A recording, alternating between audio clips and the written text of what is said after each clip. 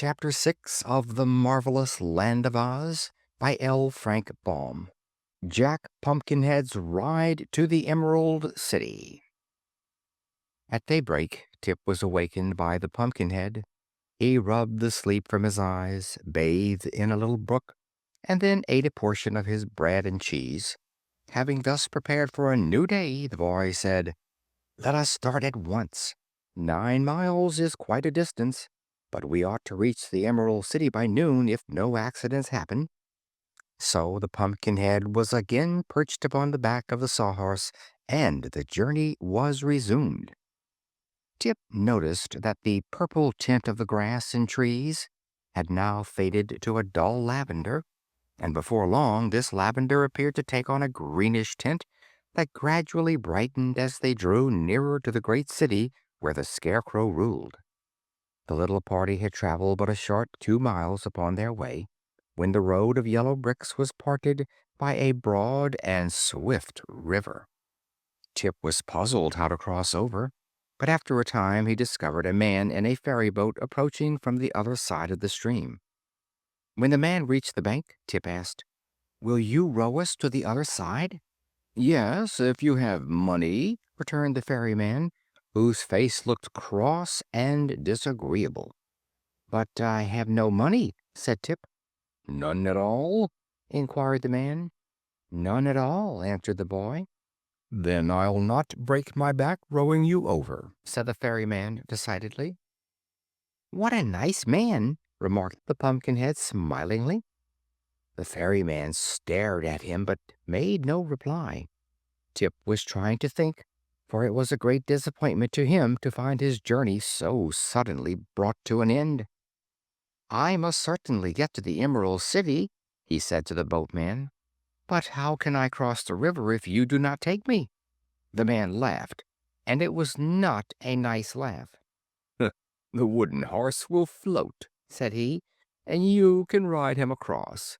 As for the Pumpkinhead loon who accompanies you, let him sink or swim. It won't matter greatly which."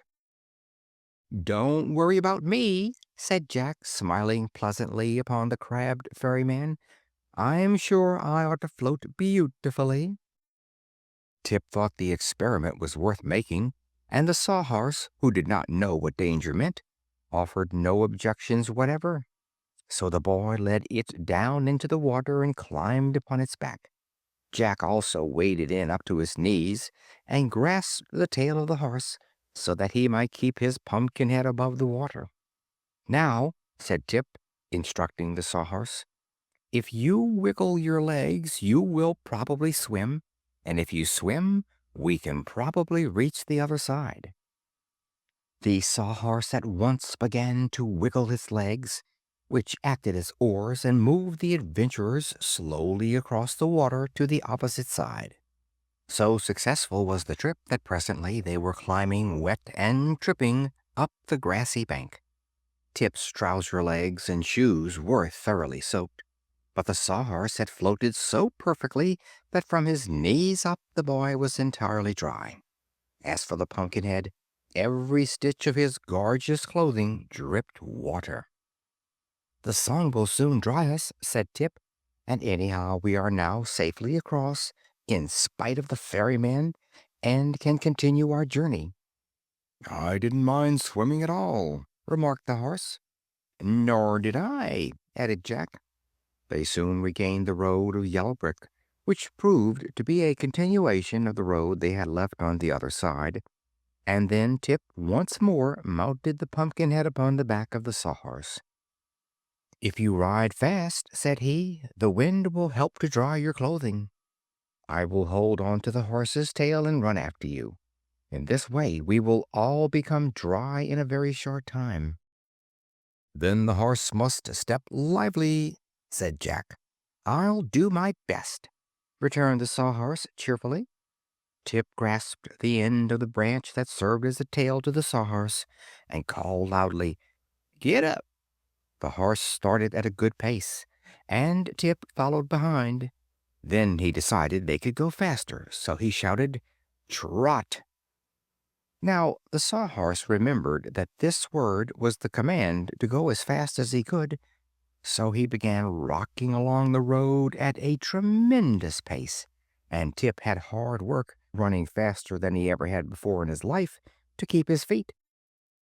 Soon he was out of breath, and although he wanted to yell "Whoa" to the horse, he found he could not get the word out of his throat. Then the end of the tail he was clutching, being nothing more than a dead branch, suddenly broke away, and the next minute the boy was rolling in the dust of the road, while the horse and its pumpkin-headed rider dashed on and quickly disappeared in the distance. By the time Tip had picked himself up and cleared the dust from his throat so he could say "Whoa," there was no further need of saying it, for the horse was long since out of sight. So he did the only sensible thing he could do. He sat down and took a good rest, and afterward began walking along the road. "Sometime I will surely overtake them," he reflected, "for the road will end at the gates of the Emerald City, and they can go no farther than that." Meantime, Jack was holding fast to the post, and the Sawhorse was tearing along the road like a racer. Neither of them knew Tip was left behind, for the Pumpkinhead did not look round, and the Sawhorse couldn't. As he rode, Jack noticed that the grass and trees had become a bright emerald green in color, so he guessed they were nearing the Emerald City even before the tall spires and domes came into sight. At length a high wall of green stone, studded thick with emeralds, loomed up before them, and fearing the Sawhorse would not know enough to stop and so might smash them both against this wall, Jack ventured to cry "Whoa" as loud as he could. So suddenly did the horse obey, that had it not been for his post, Jack would have been pitched off head foremost, and his beautiful face ruined. "That was a fast ride, dear father!" he exclaimed, and then, hearing no reply, he turned around and discovered for the first time that Tip was not there. This apparent desertion puzzled the Pumpkinhead and made him uneasy, and while he was wondering what had become of the boy and what he ought to do next under such trying circumstances, the gateway in the green wall opened and a man came out. This man was short and round, with a fat face that seemed remarkably good-natured. He was clothed all in green, and wore a high-peaked green hat upon his head and green spectacles over his eyes. Bowing before the Pumpkinhead, he said, "I am the guardian of the gates of the Emerald City. May I inquire who you are and what is your business?" "My name is Jack Pumpkinhead," returned the other, smilingly. "But as to my business, I haven't the least idea in the world what it is." The guardian of the gates looked surprised, and shook his head as if dissatisfied with the reply. "What are you, a man or a pumpkin?" he asked politely. "Both, if you please," answered Jack. "And this wooden horse, is it alive?" questioned the guardian. The horse rolled one knotty eye upward and winked at Jack. Then it gave a prance and brought one leg down on the guardian's toes. "Ouch!" cried the man. "I'm sorry I asked that question, but the answer is most convincing. Have you any errand, sir, in the Emerald City?" "It seems to me that I have," replied the Pumpkinhead seriously, "but I cannot think what it is. My father knows all about it, but he is not here."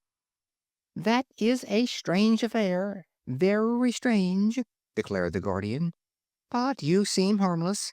Folks do not smile so delightfully when they mean mischief." "As for that," said Jack, "I cannot help my smile, for it is carved on my face with a jackknife." "Well, come with me into my room," resumed the guardian, "and I will see what can be done for you." So Jack rode the Sawhorse through the gateway into a little room built into the wall. The guardian pulled a bell cord, and presently a very tall soldier, clothed in a green uniform, entered from the opposite door. This soldier carried a long green gun over his shoulder and had lovely green whiskers that fell quite to his knees. The guardian at once addressed him, saying, "Here is a strange gentleman who doesn't know why he has come to the Emerald City or what he wants. Tell me, what shall we do with him?" The soldier with the green whiskers looked at Jack with much care and curiosity. Finally, he shook his head so positively that little waves rippled down his whiskers, and then he said, "I must take him to His Majesty the Scarecrow." "But what will His Majesty the Scarecrow do with him?" asked the guardian of the gates. "That is His Majesty's business," returned the soldier. "I have troubles enough of my own. All outside troubles must be turned over to His Majesty. So put the spectacles on this fellow, and I'll take him to the royal palace." So the guardian opened a big box of spectacles and tried to fit a pair to Jack's great round eyes. "I haven't a pair in stock that will really cover those eyes up," said the little man with a sigh. "And your head is so big that I shall be obliged to tie the spectacles on." "But why need I wear spectacles?" asked Jack.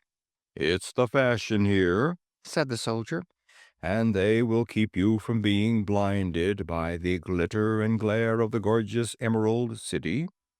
"Oh!" exclaimed Jack. "Tie them on, by all means.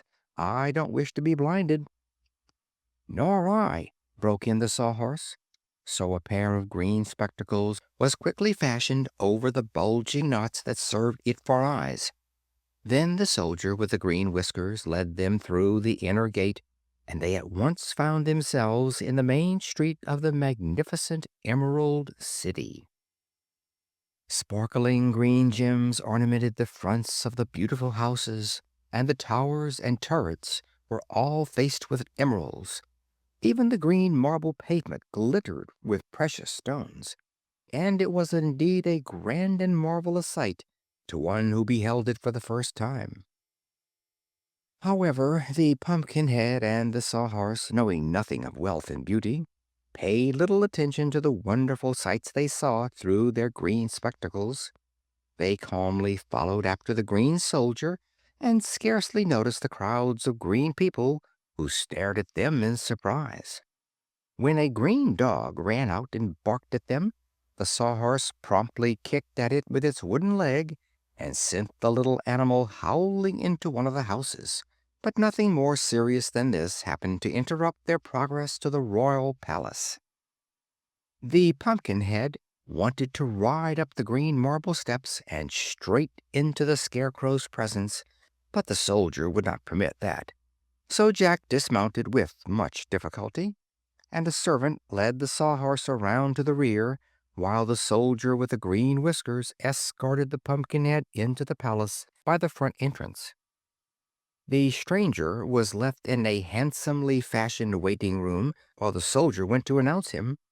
It so happened that at this hour His Majesty was at leisure and greatly bored for want of something to do, so he ordered his visitor to be shown at once into his throne room.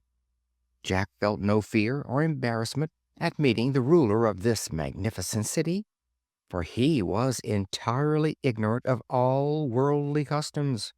But when he entered the room and saw for the first time His Majesty the Scarecrow seated upon his glittering throne, he stopped short in amazement. End of chapter 6.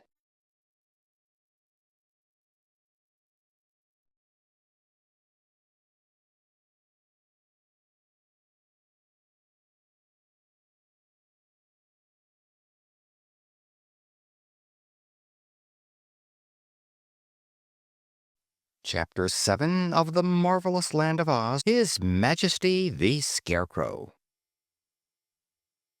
I suppose every reader of this book knows what a scarecrow is, but Jack Pumpkinhead, never having seen such a creation, was more surprised at meeting the remarkable king of the Emerald City than by any other one experience of his brief life. His Majesty the Scarecrow was dressed in a suit of faded blue clothes, and his head was merely a small sack stuffed with straw, upon which eyes, ears, a nose, and a mouth had been rudely painted to represent a face. The clothes were also stuffed with straw, and that so unevenly and carelessly that his Majesty's legs and arms seemed more bumpy than was necessary. Upon his hands were gloves with long fingers, and these were padded with cotton. Wisps of straw stuck out from the monarch's coat and also from his neck and boot tops. Upon his head he wore a heavy golden crown, set thick with sparkling jewels, and the weight of this crown caused his brow to sag in wrinkles, giving a thoughtful expression to the painted face. Indeed, the crown alone betokened majesty. In all else, the Scarecrow King was but a simple scarecrow, flimsy, awkward, and unsubstantial. But if the strange appearance of His Majesty the Scarecrow seemed startling to Jack, no less wonderful was the form of the Pumpkinhead to the Scarecrow. The purple trousers and pink waistcoat and red shirt hung loosely over the wooden joints Tip had manufactured, and the carved face on the pumpkin grinned perpetually, as if its wearer considered life the jolliest thing imaginable. At first, indeed, His Majesty thought his queer visitor was laughing at him, and was inclined to resent such a liberty. But it was not without reason that the Scarecrow had attained the reputation of being the wisest personage in the Land of Oz. He made a more careful examination of his visitor, and soon discovered that Jack's features were carved into a smile, and that he could not look grave if he wished to. The king was the first to speak. After regarding Jack for some minutes, he said, in a tone of wonder, "Where on earth did you come from? And how do you happen to be alive?" "I beg your Majesty's pardon," returned the Pumpkinhead, "but I do not understand you." "What don't you understand?" asked the Scarecrow. "Why, I don't understand your language. You see, I come from the country of the Gillikins, so that I am a foreigner." "Ah, to be sure!" exclaimed the Scarecrow. "I myself speak the language of the Munchkins, which is also the language of the Emerald City. But you, I suppose, speak the language of the Pumpkinheads?" "Exactly so, your Majesty," replied the other, bowing. "So it will be impossible for us to understand one another." "That is unfortunate, certainly," said the Scarecrow thoughtfully. "We must have an interpreter." "What is an interpreter?" asked Jack. "A person who understands both my language and your own. When I say anything, the interpreter can tell you what I mean, and when you say anything, the interpreter can tell us what you mean, for the interpreter can speak both languages as well as understand them." "That is certainly clever," said Jack, greatly pleased at finding so simple a way out of the difficulty. So the Scarecrow commanded the soldier with the green whiskers to search among his people until he found one who understood the language of the Gillikins as well as the language of the Emerald City, and to bring that person to him at once. When the soldier had departed, the Scarecrow said, "Won't you take a chair while we are waiting?" "Your Majesty forgets that I cannot understand you," replied the Pumpkinhead. "If you wish me to sit down, you must make a sign for me to do so." The Scarecrow came down from his throne and rolled an armchair to a position behind the Pumpkinhead. Then he gave Jack a sudden push that sent him sprawling upon the cushions in so awkward a fashion that he doubled up like a jackknife, and had hard work to untangle himself. "Did you understand that sign?" asked His Majesty politely. "Perfectly," declared Jack, reaching up his arms to turn his head to the front, the pumpkin having twisted around upon the stick that supported it. "You seem hastily made," remarked the Scarecrow, watching Jack's efforts to straighten himself. "No more so than your Majesty," was the frank reply. "There is this difference between us," said the Scarecrow, "that whereas I will bend but not break, you will break but not bend. At this moment the soldier returned, leading a young girl by the hand. She seemed very sweet and modest, having a pretty face and beautiful green eyes and hair. A dainty green silk skirt reached to her knees, showing silk stockings embroidered with pea pods, and green satin slippers with bunches of lettuce for decoration instead of bows or buckles. Upon her silken waist clover leaves were embroidered, and she wore a jaunty little jacket trimmed with sparkling emeralds of a uniform size. "Why, it's little Jellia Jam!" exclaimed the Scarecrow, as the green maiden bowed her pretty head before him. "Do you understand the language of the Gillikins, my dear?" "Yes, your Majesty," she answered, "for I was born in the North Country." "Then you shall be our interpreter," said the Scarecrow, "and explain to this Pumpkinhead all that I say, and also explain to me all that he says. Is this arrangement satisfactory?" he asked, turning toward his guest. "Very satisfactory indeed," was the reply. "Then ask him, to begin with," resumed the Scarecrow, turning to Jellia, "what brought him to the Emerald City." But instead of this, the girl, who had been staring at Jack, said to him, "You are certainly a wonderful creature. Who made you?" "A boy named Tip," answered Jack. "What does he say?" inquired the Scarecrow.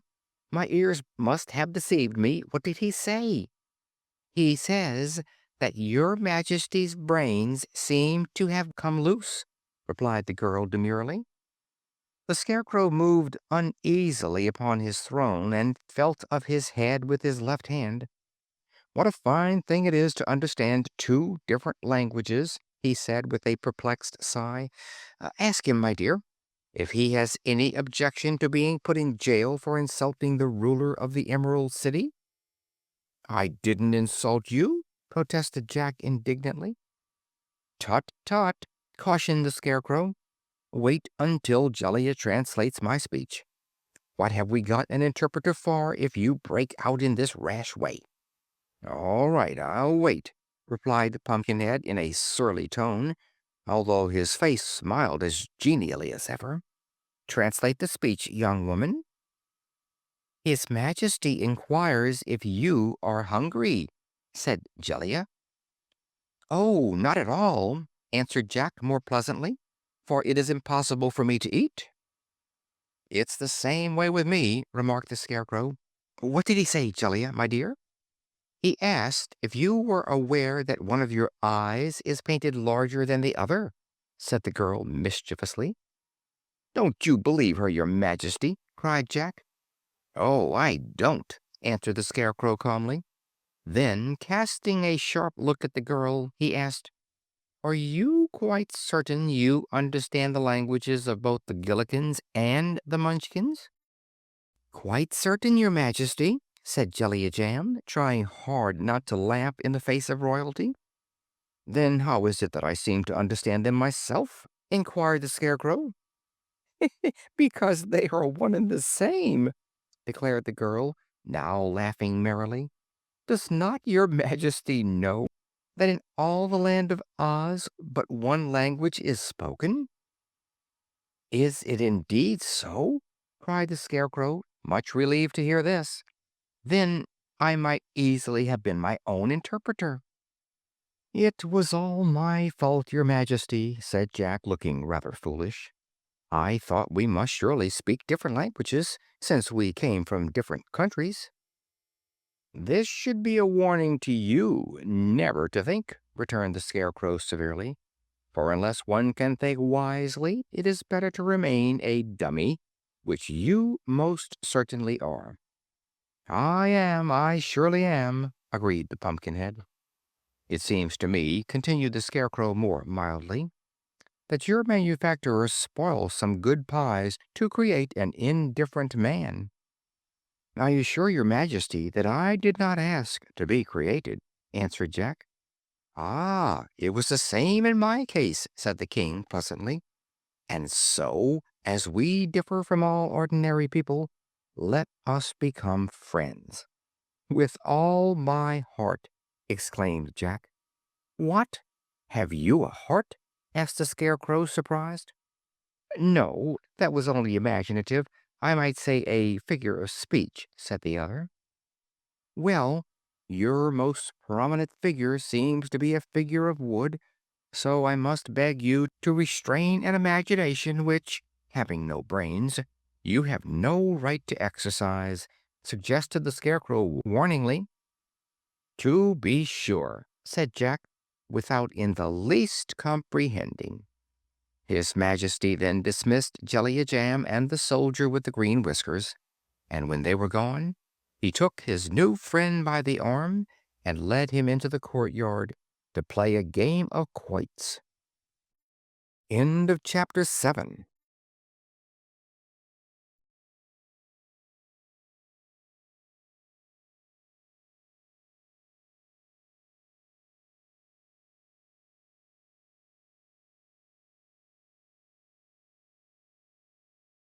Chapter 8 of The Marvelous Land of Oz by L. Frank Baum.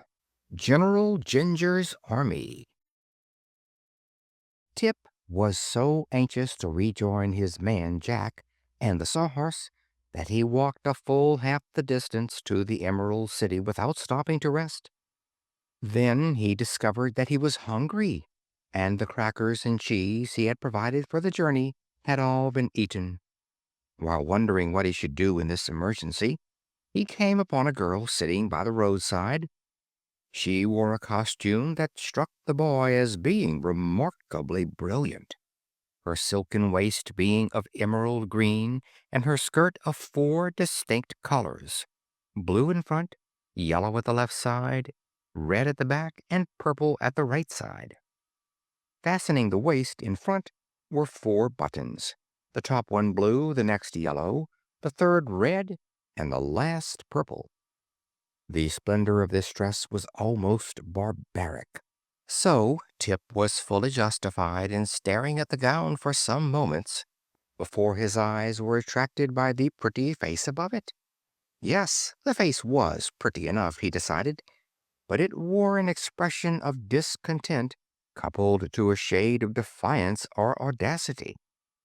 While the boy stared, the girl looked upon him calmly. A lunch basket stood beside her, and she held a dainty sandwich in one hand and a hard-boiled egg in the other, eating with an evident appetite that aroused Tip's sympathy. He was just about to ask a share of the luncheon when the girl stood up and brushed the crumbs from her lap. "There," said she, "it is time for me to go. Carry the basket for me and help yourself to its contents if you are hungry." Tip seized the basket eagerly and began to eat, following for a time the strange girl without bothering to ask questions. She walked along before him with swift strides, and there was about her an air of decision and importance that led him to suspect she was some great personage. Finally, when he had satisfied his hunger, he ran up beside her and tried to keep pace with her swift footsteps, a very difficult feat, for she was much taller than he and evidently in a hurry. "Thank you very much for the sandwiches," said Tip as he trotted along. "May I ask your name?" "I am General Jinjur," was the brief reply. "Oh," said the boy, surprised. "What sort of a general?" "I command the army of Revolt in this war," answered the general with unnecessary sharpness. "Oh!" he again exclaimed. "I didn't know there was a war." "You were not supposed to know it," she returned, "for we have kept it a secret, and considering that our army is composed entirely of girls," she added with some pride, "it is surely a remarkable thing that our revolt is not yet discovered." "It is indeed," acknowledged Tip. "But where is your army?" "About a mile from here," said General Ginger. "The forces have assembled from all parts of the Land of Oz at my express command, for this is the day we are to conquer His Majesty the Scarecrow and wrest from him the throne. The army of revolt only awaits my coming to march upon the Emerald City." "Well," declared Tip, drawing a long breath. "This is certainly a surprising thing. May I ask why you wish to conquer His Majesty the Scarecrow?" "Because the Emerald City has been ruled by men long enough, for one reason," said the girl. "Moreover, the city glitters with beautiful gems, which might far better be used for rings, bracelets, and necklaces. And there is enough money in the king's treasury to buy every girl in our army a dozen new gowns. So we intend to conquer the city and run the government to suit ourselves." Jinjur spoke these words with an eagerness and decision that proved she was in earnest. "But war is a terrible thing," said Tip thoughtfully. "This war will be pleasant," replied the girl cheerfully. "Many of you will be slain," continued the boy in an awed voice. "Oh, no," said Jinjur. "What man would oppose a girl or dare to harm her? And there is not an ugly face in my entire army." Tip laughed. "Perhaps you are right," said he, "but the guardian of the gate is considered a faithful guardian, and the king's army will not let the city be conquered without a struggle." "The army is old and feeble," replied General Ginger scornfully. "His strength has all been used to grow whiskers, and his wife has such a temper that she has already pulled more than half of them out by the roots. When the wonderful wizard reigned, the soldier with the green whiskers was a very good royal army, but people fear the wizard. But no one is afraid of the Scarecrow, so his royal army don't count for much in time of war." After this conversation they proceeded some distance in silence, and before long reached a large clearing in the forest, where fully 400 young women were assembled. These were laughing and talking together as gaily as if they had gathered for a picnic instead of a war of conquest. They were divided into four companies, and Tip noticed that all were dressed in costumes similar to that worn by General Ginger. The only real difference was that while those girls from the Munchkin country had the blue strip in front of their skirts, those from the country of the Quadlings had the red strip in front, and those from the country of the Winkies had the yellow strip in front, and the Gillikin girls wore the purple strip in front. All had green waists, representing the Emerald City they intended to conquer, and the top button on each waist indicated by its color which country the wearer came from. The uniforms were jaunty and becoming, and quite effective when massed together. Tip thought this strange army bore no weapons whatsoever, but in this he was wrong, for each girl had stuck through the knot of her back hair two long glittering knitting needles. General Ginger immediately mounted the stump of a tree and addressed her army. "Friends, fellow citizens, and girls," she said, "we are about to begin our great revolt against the men of Oz. We march to conquer the Emerald City, to dethrone the Scarecrow King, to acquire thousands of gorgeous gems, to rifle the royal treasury, and to obtain power over our former oppressors." "Hurrah!" said those who had listened, but Tip thought most of the army was too much engaged in chattering to pay attention to the words of the general. The command to march was now given, and the girls formed themselves into four bands or companies and set off with eager strides toward the Emerald City. The boy followed after them, carrying several baskets and wraps and packages which various members of the army of Revolt had placed in his care. It was not long before they came to the green granite walls of the city and halted before the gateway. The guardian of the gate at once came out and looked at them curiously, as if a circus had come to town. He carried a bunch of keys swung round his neck by a golden chain. His hands were thrust carelessly into his pockets, and he seemed to have no idea at all that the city was threatened by rebels. Speaking pleasantly to the girls, he said, "Good morning, my dears. What can I do for you?" "Surrender instantly!" shouted General Jinjur, standing before him and frowning as terribly as her pretty face would allow her to. "Surrender?" echoed the man, astounded. "Why, it's impossible. It's against the law. I never heard of such a thing in my life." "Still, you must surrender!" exclaimed the general fiercely. "We are revolting." "You don't look it," said the guardian, gazing from one to another admiringly. "But we are!" cried Ginger, stamping her foot impatiently. "And we mean to conquer the Emerald City." "Good gracious!" returned the surprised guardian of the gates. "What a nonsensical idea! Go home to your mothers, my good girls, and milk the cows and bake the bread. Don't you know it's a dangerous thing to conquer a city?" "We are not afraid," responded the general, and she looked so determined that it made the guardian uneasy.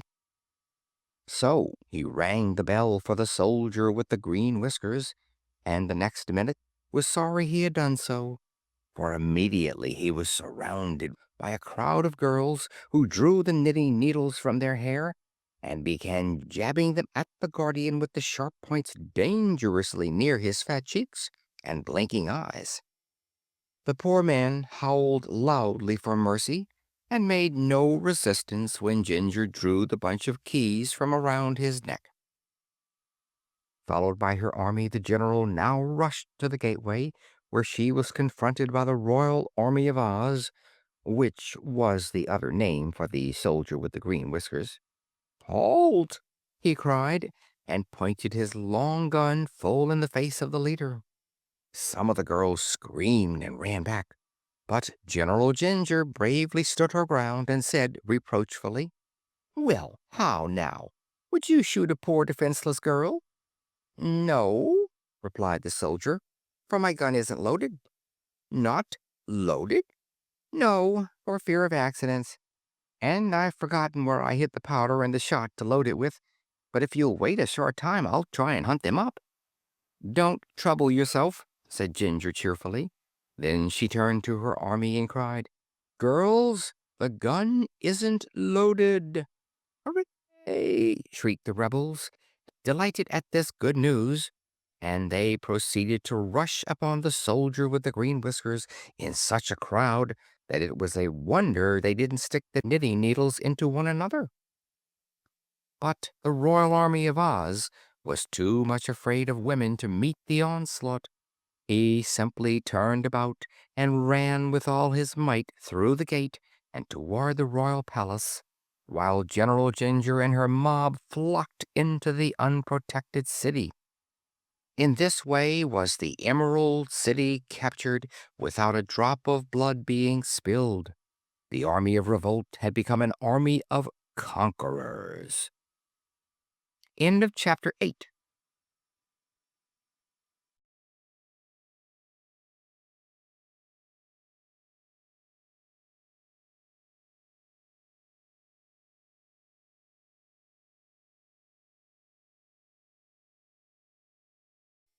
Chapter 9 of The Marvelous Land of Oz by L. Frank Baum. The Scarecrow Plans an Escape. Tip slipped away from the girls and followed swiftly after the soldier with the green whiskers. The invading army entered the city more slowly, for they stopped to dig emeralds out of the walls and paving stones with the points of their knitting needles. So the soldier and the boy reached the palace before the news had spread that the city was conquered. The Scarecrow and Jack Pumpkinhead were still playing at quoits in the courtyard when the game was interrupted by the abrupt entrance of the Royal Army of Oz, who came flying in without his hat or gun, his clothes in sad disarray, and his long beard floating a yard behind him as he ran. "Tally one for me," said the Scarecrow calmly. "What's wrong, my man?" he asked, addressing the soldier. "Oh, your Majesty, your Majesty, the city is conquered!" gasped the royal army, who was all out of breath. "This is quite sudden," said the Scarecrow. "But please go and bar the doors and windows of the palace.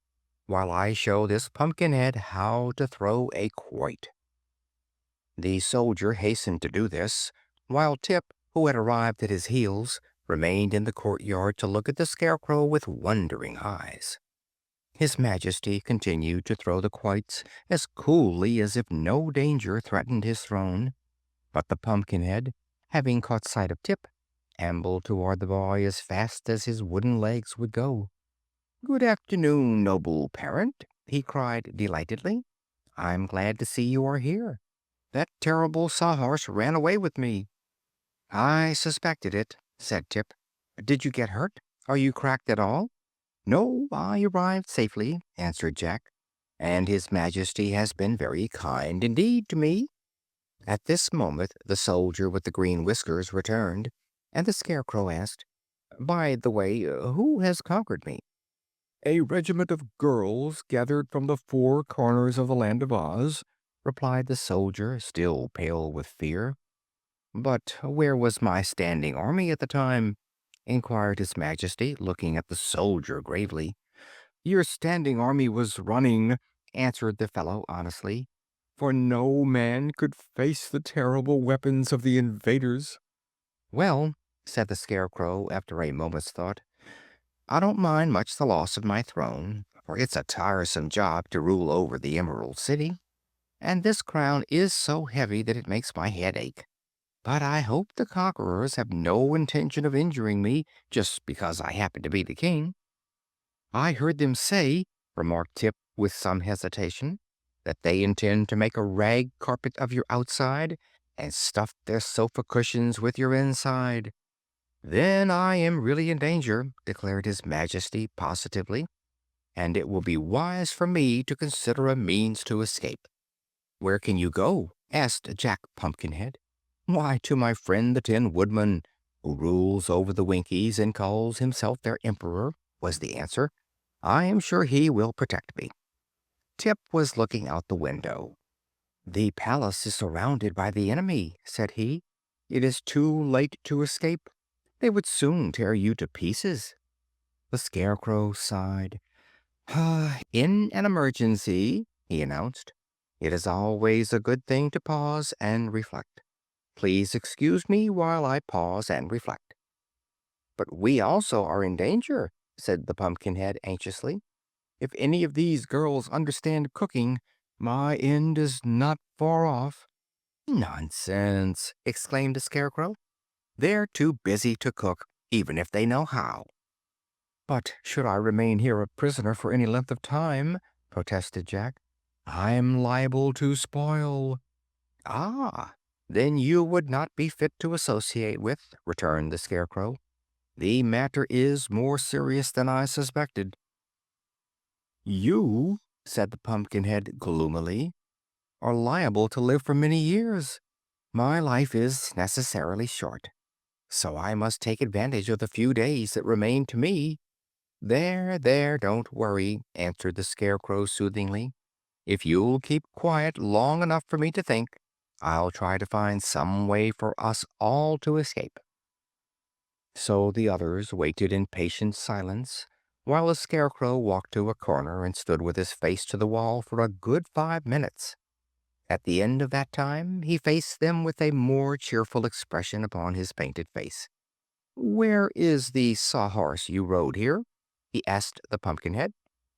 "Why, I said he was a jewel, and so your man locked him up in the royal treasury," said Jack. "It was the only place I could think of, Your Majesty," added the soldier, fearing he had made a blunder. "It pleases me very much," said the Scarecrow.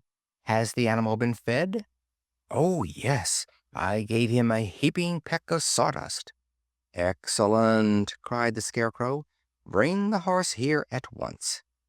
The soldier hastened away, and presently they heard the clattering of the horse's wooden legs upon the pavement as he was led into the courtyard. His Majesty regarded the steed critically. "He doesn't seem especially graceful," he remarked musingly, "but I suppose he can run?" "He can indeed," said Tip, gazing upon the Sawhorse admiringly. "Then, bearing us upon his back, he must make a dash through the ranks of the rebels and carry us to my friend the Tin Woodman," announced the Scarecrow. "He can't carry four," objected Tip. "No, but he may be induced to carry three," said his Majesty. "I shall therefore leave my royal army behind, for, from the ease with which he was conquered, I have little confidence in his powers." "Still, he can run," declared Tip laughingly. "I expected this blow," said the soldier sulkily, "but I can bear it. I shall disguise myself by cutting off my lovely green whiskers. And after all, it is no more dangerous to face those reckless girls than to ride this fiery, untamed wooden horse." "Perhaps you are right," observed his Majesty.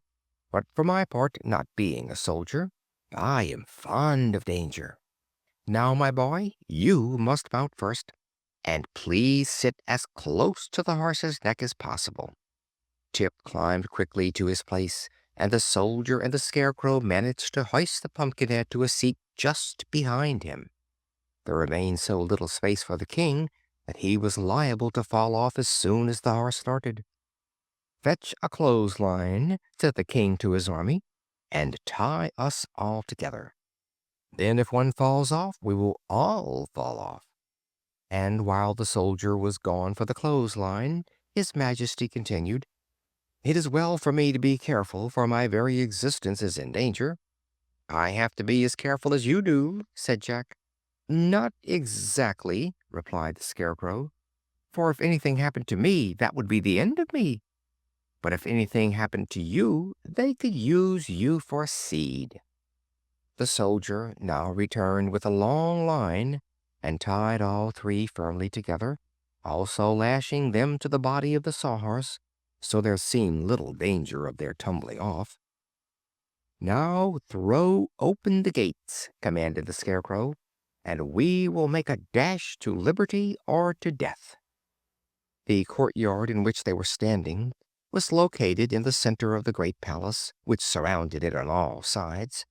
But in one place a passage led to an outer gateway, which the soldier had barred by order of his sovereign. It was through this gateway his Majesty proposed to escape, and the royal army now led the Sawhorse along the passage and unbarred the gate, which swung backward with a loud crash. "Now," said Tip to the horse, "you must save us all. Run as fast as you can for the gate of the city, and don't let anything stop you." "All right," answered the Sawhorse gruffly, and dashed away so suddenly that Tip had to gasp for breath and hold firmly to the post he had driven into the creature's neck. Several of the girls who stood outside guarding the palace were knocked over by the Sawhorse's mad dash. Others ran screaming out of the way, and only one or two jabbed their knitting needles frantically at the escaping prisoners. Tip got one small prick in his left arm, which smarted for an hour afterward, but the needles had no effect upon the Scarecrow or Jack Pumpkinhead, who never even suspected they were being prodded. As for the Sawhorse, he made a wonderful record upsetting a fruit cart, overturning several meek-looking men, and finally bowling over the new guardian of the gate, a fussy little fat woman appointed by General Jinjur. Nor did the impetuous charger stop then. Once outside the walls of the Emerald City, he dashed along the road to the west with fast and violent leaps that shook the breath out of the boy and filled the Scarecrow with wonder. Jack had ridden at this mad rate once before, so he devoted every effort to holding with both hands his pumpkin head upon its stick, enduring meantime the dreadful jolting with the courage of a philosopher. Slow him up!" shouted the Scarecrow. "My straw is all shaking down into my legs." But Tip had no breath to speak, so the Sawhorse continued his wild career unchecked and with unabated speed. Presently they came to the banks of a wide river, and without a pause the wooden steed gave one final leap and launched them all in midair. A second later they were rolling, splashing, and bobbing about in the water, the horse struggling frantically to find a rest for its feet, and the riders being first plunged beneath the rapid current and then floating upon the surface like corks. End of chapter 9.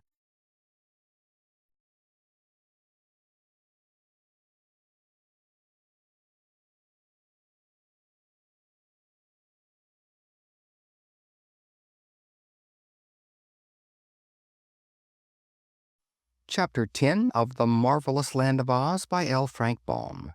The Journey to the Tin Woodman. Tip was well soaked in dripping water from every angle of his body, but he managed to lean forward and shout in the ear of the Sawhorse, "Keep still, you fool, keep still!"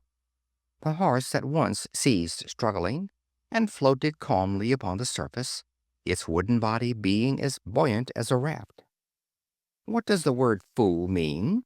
inquired the horse.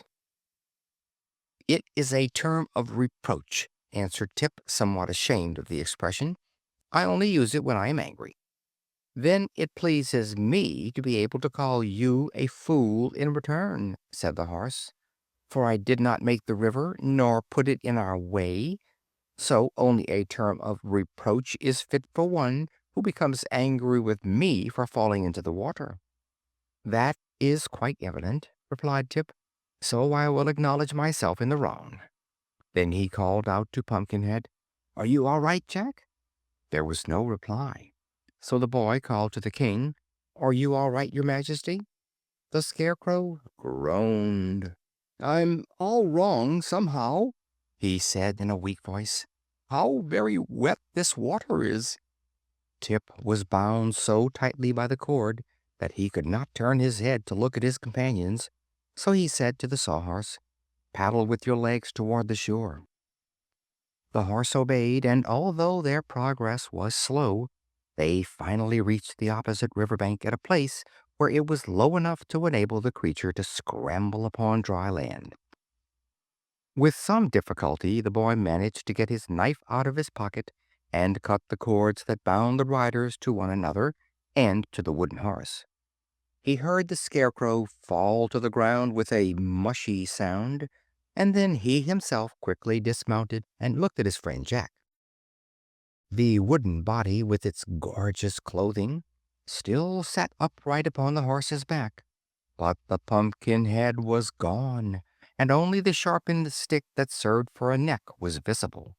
As for the Scarecrow, the straw in his body had shaken down with the jolting and packed itself into his legs and the lower part of his body, which appeared very plump and round, while his upper half seemed like an empty sack. Upon his head the Scarecrow still wore the heavy crown, which had been sewed on to prevent his losing it, but the head was now so damp and limp that the weight of the gold and jewels sagged forward and crushed the painted face into a mass of wrinkles that made him look exactly like a Japanese pug dog. Tip would have laughed had he not been so anxious about his man Jack. But the Scarecrow, however damaged, was all there, while the pumpkin head that was so necessary to Jack's existence was missing. So the boy seized a long pole that fortunately lay near at hand and anxiously turned again toward the river. Far out upon the waters he sighted the golden hue of the pumpkin, which gently bobbed up and down with the motion of the waves. At that moment it was quite out of Tip's reach, but after a time it floated nearer and still nearer until the boy was able to reach it with his pole and draw it to the shore. Then he brought it to the top of the bank, carefully wiped the water from its pumpkin face with his handkerchief, and ran with it to Jack and replaced the head upon the man's neck. "Dear me," were Jack's first words. "What a dreadful experience! I wonder if water is liable to spoil pumpkins." Tip did not think a reply was necessary, for he knew that the Scarecrow also stood in need of his help. So he carefully removed the straw from the king's body and legs, and spread it out in the sun to dry. The wet clothing he hung over the body of the Sawhorse. "If water spoils pumpkins," observed Jack with a deep sigh. Ah, then my days are numbered. "I've never noticed that water spoils pumpkins," returned Tip, "unless the water happens to be boiling. If your head isn't cracked, my friend, you must be in fairly good condition." "Oh, my head isn't cracked in the least," declared Jack more cheerfully. "Then don't worry," retorted the boy. "Care once killed a cat." "Then," said Jack seriously, "I am very glad indeed that I am not a cat." The sun was fast drying their clothing, and Tip stirred up his Majesty's straw so that the warm rays might absorb the moisture and make it as crisp and dry as ever. When this had been accomplished, he stuffed the Scarecrow into symmetrical shape and smoothed out his face so that he wore his usual gay and charming expression. "Thank you very much," said the monarch brightly as he walked about and found himself to be well balanced. There are several distinct advantages in being a Scarecrow, for if one has friends near at hand to repair damages, nothing very serious can happen to you. I wonder if hot sunshine is liable to crack pumpkins, Said Jack, with an anxious ring in his voice. "Not at all, not at all," replied the Scarecrow gaily. "All you need fear, my boy, is old age. When your golden youth has decayed, we shall quickly part company, but you needn't look forward to it. We'll discover the fact ourselves and notify you. But come, let us resume our journey. I am anxious to greet my friend the Tin Woodman." So they remounted the Sawhorse, Tip holding to the post, the Pumpkinhead clinging to Tip, and the Scarecrow with both arms around the wooden form of Jack. "Go slowly, for now there is no danger of pursuit," said Tip to his steed. "All right," responded the creature in a voice rather gruff. "Aren't you a little horse?" asked the Pumpkinhead politely. The Sawhorse gave an angry prance and rolled one naughty eye backward toward Tip. "See here," he growled, "can't you protect me from insult?"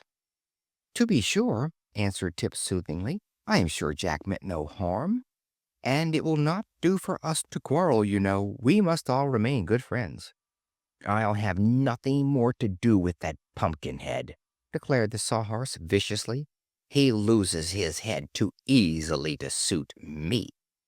There seemed no fitting reply to this speech, so for a time they rode along in silence. After a while the Scarecrow remarked, "This reminds me of old times. It was upon this grassy knoll that I once saved Dorothy from the stinging bees of the Wicked Witch of the West." "Do stinging bees injure pumpkins?" asked Jack, glancing around fearfully. "They are all dead, so it doesn't matter," replied the Scarecrow. "And here is where Nick Chopper destroyed the Wicked Witch's gray wolves." "Who was Nick Chopper?" asked Tip. "That is the name of my friend the Tin Woodman," answered his Majesty. "And here is where the winged monkeys captured and bound us and flew away with little Dorothy," he continued, after they had traveled a little way farther. "Do winged monkeys ever eat pumpkins?" asked Jack with a shiver of fear. "I do not know, but you have little cause to worry, for the winged monkeys are now the slaves of Glinda the Good, who owns the golden cap that commands their services," said the Scarecrow reflectively. Then the stuffed monarch became lost in thought, recalling the days of past adventures, and the Sawhorse rocked and rolled over the flower-strewn fields and carried its riders swiftly upon their way. Twilight fell by and by, and the dark shadows of night. So Tip stopped the horse, and they all proceeded to dismount. I'm tired out, Said the boy, yawning wearily. and the grass is soft and cool. "Let us lie down here and sleep till morning." "I can't sleep," said Jack. "I never do," said the Scarecrow. "I do not even know what sleep is," said the Sawhorse. "Still, we must have consideration for this poor boy, who is made of flesh and blood and bone, and gets tired," suggested the Scarecrow in his usual thoughtful manner. "I remember it was the same way with little Dorothy. We always had to sit through the night while she slept." "I'm sorry," said Tip meekly, "but I can't help it, and I'm dreadfully hungry, too." "Here is a new danger," remarked Jack gloomily. "I hope you are not fond of eating pumpkins?" "Not unless they're stewed and made into pies," answered the boy, laughing.